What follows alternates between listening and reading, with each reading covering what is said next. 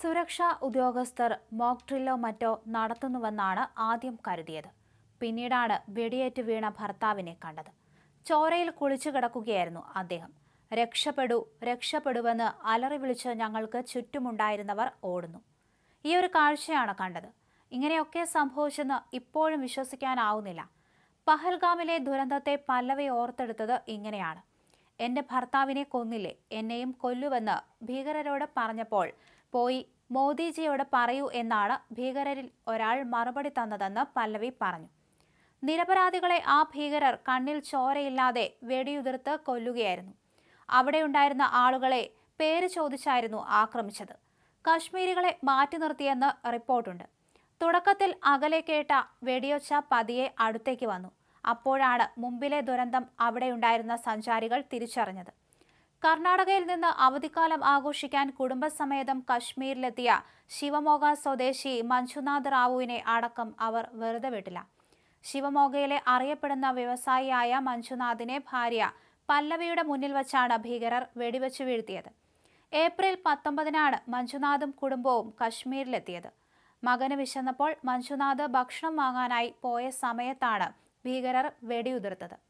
40ഓളം വിനോദസഞ്ചാരികളാണ് ആക്രമണ സമയത്ത് അവിടെ ഉണ്ടായിരുന്നത്. പ്രദേശത്തെ വനമേഖലയിൽ നിന്നെത്തിയ ഭീകരർ ആളുകളെ വളഞ്ഞ ശേഷം തുരുതുര നിറയൊഴിക്കുകയായിരുന്നു. ഭീകരർ കൊടും ക്രൂരത തുടരുന്നതിനിടെ ടൂറിസ്റ്റ് കേന്ദ്രത്തിലെ ജീവനക്കാർ ഉൾപ്പെടെ പലരും സുരക്ഷ തേടി സമീപ സ്ഥലത്തേക്ക് പാഞ്ഞു. രക്തത്തിൽ കുളിച്ച നിലയിൽ വിനോദ കേന്ദ്രത്തിലെ പുൽമേടിൽ കിടന്നിരുന്നവരെ പോലീസ് എത്തിയാണ് ആശുപത്രിയിലേക്ക് മാറ്റിയത്. ഇതിനിടെ രക്ഷാപ്രവർത്തനത്തിനായി ഹെലികോപ്റ്ററും എത്തി. പഹൽഗാമിൽ ആക്രമണം നടത്തിയ ഭീകരർക്കായി തെരച്ചിൽ തുടരുന്നതായി സൈന്യം അറിയിച്ചു.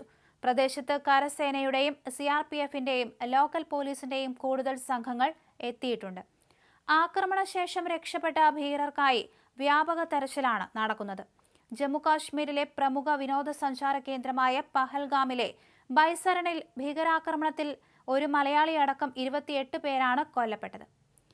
കൊല്ലപ്പെട്ടവരിൽ ഏറെയും വിനോദസഞ്ചാരികളാണ്. 2 വിദേശികളും നാട്ടുകാരായ 2 പേരും കൊല്ലപ്പെട്ടവരിൽ ഉൾപ്പെടുന്നു.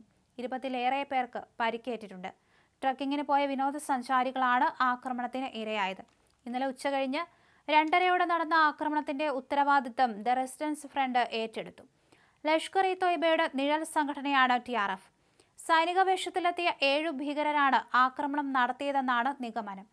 ജമ്മുവിലെ കിഷ്കാർ വഴിയാണ് ഭീകരർ ബൈസരണിലെത്തിയതെന്നാണ് റിപ്പോർട്ട്. ബൈസരണിലെ പൈൻ മരക്കാട്ടിൽ നിന്നെത്തിയ ഭീകരർ വിനോദസഞ്ചാരികൾക്കു നേരെ പല റൗണ്ട് വെടിവെക്കുകയായിരുന്നു. പരിക്കേറ്റ ഏതാനും പേരെ പ്രദേശവാസികൾ അവരുടെ കുതിരപ്പുറത്താണ് റോഡിലെത്തിച്ചത്. പഹൽഗാം ഭീകരാക്രമണത്തിന്റെ പശ്ചാത്തലത്തിൽ കേരളീയർക്ക് സഹായവും സേവനങ്ങളും വിവരങ്ങളും ലഭ്യമാക്കുന്നതിനായി നോർക്ക ഹെൽപ്പ് ഡെസ്ക് തുടങ്ങിയതായി Norka roots chief executive officer Ajith Kolassery അറിയിച്ചു. മുഖ്യമന്ത്രിയുടെ ഓഫീസിന്റെ നിർദ്ദേശാനുസരണമാണ് നോർക്ക ഹെൽപ്പ് ഡെസ്ക് ആരംഭിച്ചത്.